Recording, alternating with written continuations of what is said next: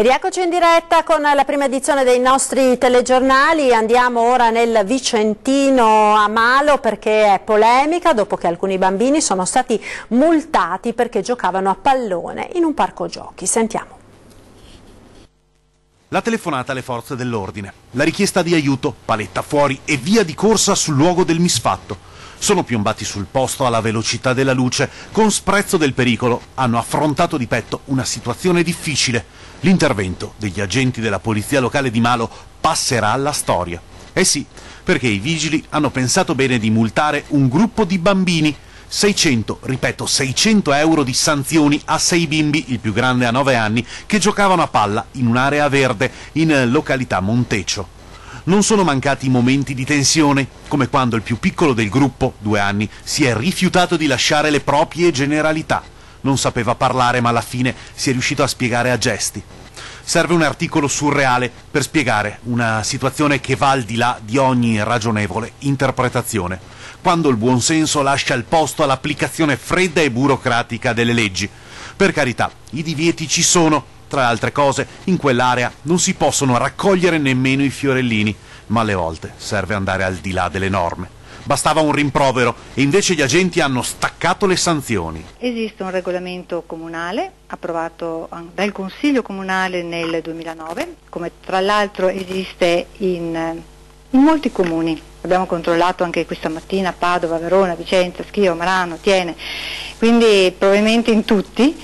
E lo scopo di divieto di giocare a pallone nei parchi è dovuto, non è burocratico, ma è quello di tutelare l'incolumità delle persone. Il sindaco Lain tira dritto, non è pentita della scelta fatta, i 600 euro, ci dice, serviranno a costruire una recinzione per un campetto. Non sembrano essere dello stesso parere molti suoi concittadini che ora si aspettano la stessa solerzia e lo stesso tipo di trattamento anche in altre situazioni ben più gravi, e ce ne sono tante. Ed ora andiamo a Padova con la nuova tappa nell'opera di prosciugamento della canaletta dell'Isola Memmia in vista del recupero del Teatro Romano che verrà riportato alla luce e mostrato ai cittadini. Ma prima occorreva salvare i pesci che vivono in questo corso d'acqua così particolare. Vediamo.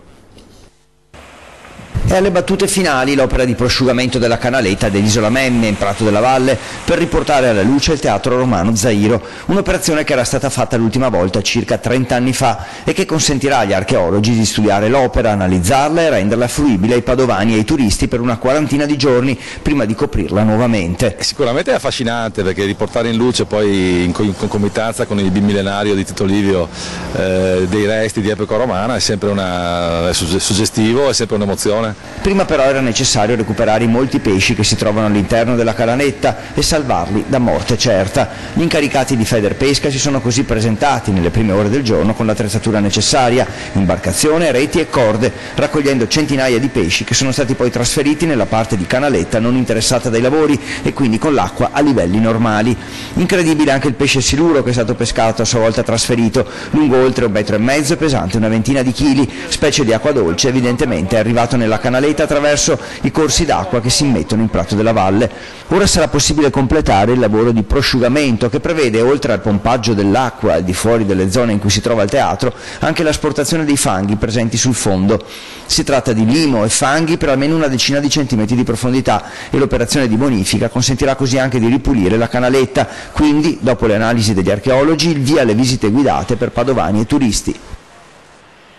Restiamo a Padova per parlare del progetto del nuovo ospedale. Se Giordani vuole andare avanti con il progetto sulla sede del vecchio, la Regione si guarderà attorno. Così il Presidente della Commissione Sanità in Consiglio regionale alza i toni dello scontro per il nuovo polo di Padova. Se ne è parlato ieri sera a 20:10. Sentiamo.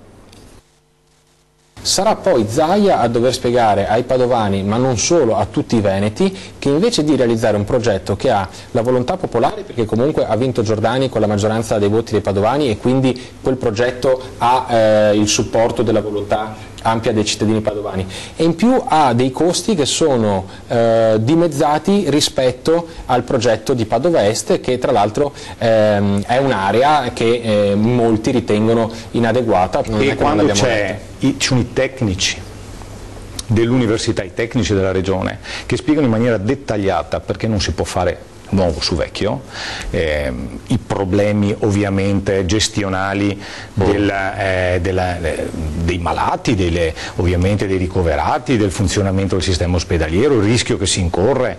Penso solo alle parole che c'era nel documento: fare nuovo su vecchio è come cambiare il motore di un aereo in volo. Cioè, e sappiamo benissimo cosa succede, insomma, il rischio è schianto. Il progetto che è stato presentato di Nuovo su Vecchio non è lo stesso progetto che aveva presentato Bitonci all'epoca e che era stato bocciato da quei tecnici, perché insomma, se quel progetto è stato bocciato, evidentemente bisognava provarne uno nuovo, a fare qualcosa di diverso. La regione, di fronte a un'offerta a Padova Est che è a titolo gratuito, non ha nessuna intenzione di spendere 50, 60, 70 milioni di euro per comprare una nuova area e soprattutto non ha nessuna intenzione di aspettare 2 o 3 anni di espropri. Pertanto insomma, si guarda attorno e poi io non metto indizi su nulla. Ed ora parliamo di ippica, perché dopo un periodo di difficoltà anche gravi, l'ippica del nord-est riparte dall'ippodromo Sant'Artemio di Treviso. Ieri è stata presentata la stagione estiva. Sentiamo. Il peggio sembra essere passato. Dopo un periodo difficile per l'ippica in generale, all'ippodromo di Treviso si respira aria di ottimismo per una ripresa che non resta solo sulla carta ma che si è già concretizzata. È stato scelto tra gli ippodromi principali del nord. Diciamo che prima poteva essere, non so, la piazza di Padova come le Padovanelle, adesso hanno scelto l'ippodromo, il Ministero dell'Agricoltura ha scelto l'ippodromo di Treviso. A questo si aggiunge un incremento del 15% del montepremi messo a disposizione delle scuderie italiane. L'ippica insomma torna a giocare un ruolo importante, ma per continuare a crescere ha bisogno del supporto del pubblico. Gli ippodromi senza gente non possono andare avanti, quindi quello che stiamo cercando di fare anche quest'estate è proprio quello di dire riportiamo la gente all'ippodromo. Ci sono 11 serate, 11 notturne con 11 manifestazioni. Un programma ricco di eventi che dal 12 luglio fino a settembre regalerà non solo corse di cavalli ma anche spettacoli di musica come musical Notre-Dame de Paris con una rappresentazione a cavallo, e poi il revival del Palio dei Comuni, serate danzanti, degustazioni e concorsi di bellezza, senza dimenticare i 2 fine settimana con il Festival delle Mongolfiere che l'anno scorso attirò all'ippodromo 20.000 persone, fino ad arrivare alle 2 serate clou dell'1 e 3 settembre. Ultima notturna l'1 settembre col Gran Premio Città di Treviso e 3 settembre giornata particolare pomeridiana con i guidatori più importanti d'Europa che si sfideranno qui a Treviso in una sfida a punteggio. Uno sguardo ora alla nostra programmazione, tra poco dopo il TG torna ore 13, CGL, oggi si parlerà di successioni, in studio Giuliana Maffei e Graziano Basso, responsabili fiscali di Servizi Treviso SRL, e Maria Pia Marazzato, operatrice del servizio successioni. Questa sera invece a 20:10 ospiti di Ferdinando Avarino in studio, Gigliola Scattolin, segretaria del PD metropolitano di Venezia, e Jacopo Berti, consigliere regionale del Movimento 5 Stelle. Ed è tutto per questa prima edizione dei nostri notiziari, vi lascio come sempre alle previsioni del tempo con il nostro meteo. Buon pomeriggio.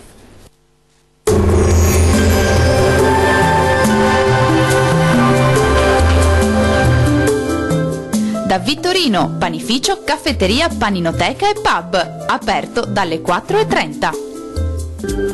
Bel tempo estivo con l'anticiclone Caronte che torna a infiammare l'Italia, nuova ondata di caldo sulle nostre regioni. Vediamo il dettaglio. Sul Veneto bella giornata soleggiata e stabile, possibile qualche raro isolato temporale sul bellunese più settentrionale. Vediamo anche le temperature che risultano essere in ulteriore aumento, massime previste tra i 29 e i 36 gradi, valori minimi attesi tra i 18 e i 21 gradi circa.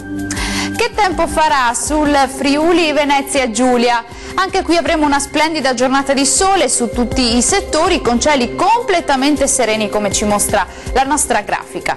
Più caldo con temperature massime tra i 29 e i 33 gradi, valori minimi attesi intorno ai 20-21 gradi circa. Concludiamo con uno sguardo alla situazione meteorologica del Trentino Alto Adige. Possibili locali addensamenti e qualche raro temporale pomeridiano sui settori alpini di confine, tanto sole invece altrove. Temperature massime che risultano essere in aumento, previste tra i 33 e i 36 gradi, valori minimi sui 17-18 gradi circa.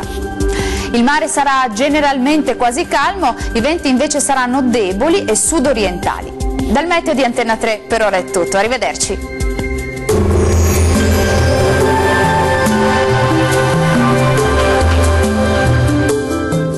Da Vittorino, panificio, caffetteria, paninoteca e pub, aperto dalle 4:30.